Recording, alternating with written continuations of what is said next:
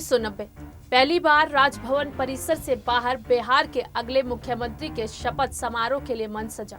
और ये मंच सजा था उस शख्स की ताजपोशी के लिए जिसे बिहार में गरीबों का मसीहा भी कहा जाता है। हाशिए से हस्तक्षेप कर राजनीतिक रंगमंच के केंद्र में पहुंचा ये वो राजनेता था जिसने एक बार फिर जता दिया कि सियासी दांवपेच में उसका कोई जोड़ नहीं। ये वो राजनेता है जो 15 साल तक बिहार के तख्तो-ताज पर काबिज रहा, लेकिन 15 साल बाद सत्ता में रहने के बाद 2005 के राज्य विधानसभा चुनाव में उस वक्त एक जबरदस्त झटका लगा जब कभी अजय मानी जा रही उसकी पार्टी को हार का मुंह देखना पड़ा।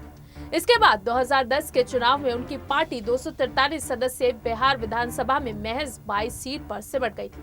ये कोई और नहीं बल्कि अपने देसी स्टाइल के लिए जाने जाने वाले बिहार के पूर्व सीएम लालू यादव। नमस्कार, मैं हूं मीनाक्षी गुप्ता और आप देख रहे हैं SPN 9 न्यूज। स्वागत है आपका हमारे खास कार्यक्रम सियासी सफर में, जहां बात करेंगे लालू यादव के सियासी जीवन की। हाशिए से ये लालू यादव का नया सियासी सफर है, जब पिछड़ों के नेता ने एक महागठबंधन के निर्माण में प्रमुख भूमिका निभाई। बिहार का ये राजनीतिक समीकरण भारी पड़ा और इसने महागठबंधन के पक्ष में वोटों की बरसात ला दी। छात्र राजनीति से अपना सियासी सफर शुरू करने वाले बिहार के ये नेता 1970 के दशक की शुरुआत में पटना विश्वविद्यालय छात्र संघ के महासचिव बने। इसके बाद वो छात्र संघ के अध्यक्ष बने। साल 1974 में बिहार और गुजरात में तत्कालीन इंदिरा गांधी सरकार के खिलाफ जोरदार आंदोलन हुए। इन आंदोलनों में लालू का कद बढ़ा। ये बात व्यापक रूप से जानी जाती है कि लालू ने ही उस वक्त राजनीतिक संन्यास का जीवन बिता रहे समाजवादी नेता जयप्रकाश नारायण को रजामंद कराया कि वो छात्र युवा संघर्ष वाहिनी के आंदोलन का मार्ग निर्देश करें। साल 1977 में महज 29 साल की उम्र में लालू यादव पहली बार लोकसभा चुनाव जीतकर संसद पहुंचे और फिर इसके बाद बिहार विधानसभा के लिए चुने गए, लेकिन उन्हें 12 साल तक लोकसभा से वनवास झेलना पड़ा और साल 1989 में एक बार फिर उन्होंने वापसी की। छात्रों के आंदोलन ने जोर पकड़ा और 25 जून 1975 को देश में आपातकाल लागू होने के बाद ये देश के विभिन्न कोनों में फैल गया। आंदोलन की परिणति 1977 में केंद्र में पहली बार गैर कांग्रेस सरकार के निर्माण में हुई। उस वक्त लालू 29 साल के थे। उन्होंने पहली बार 1977 में लोकसभा चुनाव जीता। बहरहाल 2 साल बाद 1979 में वो तब चुनाव हार गए जब कांग्रेस ने जबरदस्त वापसी। 1980 और 1985 में वो बिहार विधानसभा के लिए चुने गए। 1989 में वो दूसरी बार लोकसभा के लिए चुने गए। तब बोफोर्स घोटाला के खिलाफ देश भर में कांग्रेस विरोधी लहर थी और VP सिंह ने नेशनल फ्रंट सरकार बनाई थी। अगले ही साल 1990 में बिहार विधानसभा चुनाव में जनता दल को जीत मिली। तब VP सिंह ने मुख्यमंत्री पद के लिए रामसुंदर दास का पक्ष लिया था, जबकि चंद्रशेखर रघुनाथ शाह के पक्ष में थे। ऐसे में लालू ने हरियाणा के तत्कालीन मुख्यमंत्री चौधरी देवीलाल को इस पद के लिए आंतरिक चुनाव कराने पर रजामंद कराया। कर्पूरी ठाकुर के निधन के बाद विपक्ष के नेता बने लालू का मानना था कि इस पद पर उनकी स्वाभाविक दावेदारी है। उन्हें इसमें जीत मिली और उन्होंने बिहार की कमान संभाली। इसके बाद लालू ने कभी पीछे मुड़कर नहीं देखा और फिर इसके बाद से बिहार में शुरू हुई मंडल और कमंडल की राजनीति। इसी बीच बीजेपी के बाहरी समर्थन से गठबंधन सरकार का नेतृत्व कर रहे VP सिंह ने मंडल आयोग की रिपोर्ट पेश कर दी और अन्य पिछड़े वर्ग के लिए 27% के आरक्षण की घोषणा कर दी। ये जनता दल के पक्ष में OBC वोटों को मजबूत करने और हिंदुओं के बीच बीजेपी के बढ़ते प्रभाव को रोकने की एक कोशिश थी। इसी के साथ मंडल बनाम कमंडल की राजनीति की शुरुआत हुई। लालू यादव ने बिहार पर किसी जागीरदार की तरह राज किया।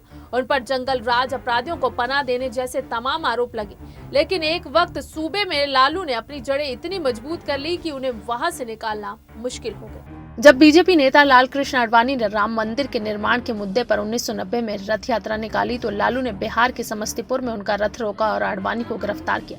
उससे उन्हें 1989 के भागलपुर दंगे से स्तब्ध मुसलमानों का व्यापक समर्थन मिला।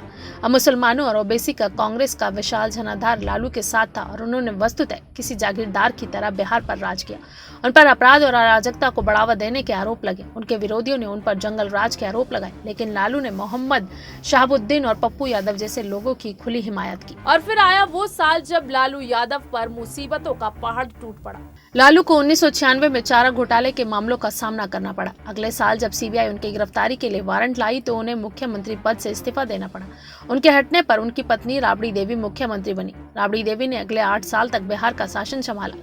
2005 में नीतीश कुमार ने उन्हें सत्ता से हटाया। उनके नेतृत्व में जेडीयू बीजेपी गठबंधन सत्ता में आया। बहरहाल बिहार की सत्ता हाथ से निकलने के बावजूद लालू ने राष्ट्रीय राजनीति में एक मुकाम बना लिया था। 2004 में उनकी पार्टी आरजेडी ने लोकसभा के लिए बिहार की 40 में से 22 सीटों पर कब्जा जमाया और मनमोहन सिंह के नेतृत्व वाली संप्रग एक सरकार में हिस्सा लिया। आरजेडी इस गठबंधन का दूसरा सबसे बड़ा दल था। लालू उस सरकार में रेल मंत्री बने। उन्होंने रेल मंत्री के रूप में अपने पूरे कार्यकाल में रेल बजट में यात्री भाड़ा में कोई भी इजाफा नहीं किया। उन्होंने घाटे में चल रहे सार्वजनिक क्षेत्र के उपक्रम की कायापलट कर डाली और उसे मुनाफे में ला दिया। बहरहाल उनके बाद रेल मंत्री बनी ममता बनर्जी और साथ ही सीएजी ने उन पर रेलवे के वित्त की भ्रामक तस्वीर पेश करने का आरोप लगाया। उनकी इस कायापलट प्रयास पर उन्हें आईवी लीग के अनेक स्कूलों में आख्यान देने के लिए बुलाया गया। उन्होंने हिंदी में अपने जाने माने अंदाज में वहां अपनी बात रखी। 1996 से लालू की उल्टी गिनती शुरू हो चुकी थी, जिसका खामियाजा उनकी पार्टी आरजेडी आज तक भुगत रही है। 2009 के लोकसभा चुनाव में उनकी पार्टी महज 4 सीट ही जीत पाई। 2010 के विधानसभा चुनाव में उनका कद और भी छोटा कर दिया। 2010 के बिहार विधानसभा चुनाव में आरजेडी को महज 22 सीटें मिली, जो उसका अब तक का सबसे खराब प्रदर्शन था। ऐसा लगता था कि इस कद्दावर जन नेता के खराब दिन आ गए।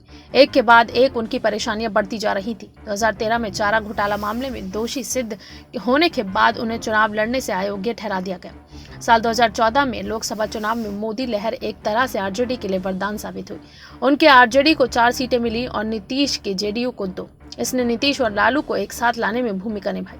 अब जब नीतीश के पास सत्ता की कमान है, बिहार के मामलात में लालू का दखल होगा, लेकिन उतना नहीं जितना राबड़ी सरकार में था।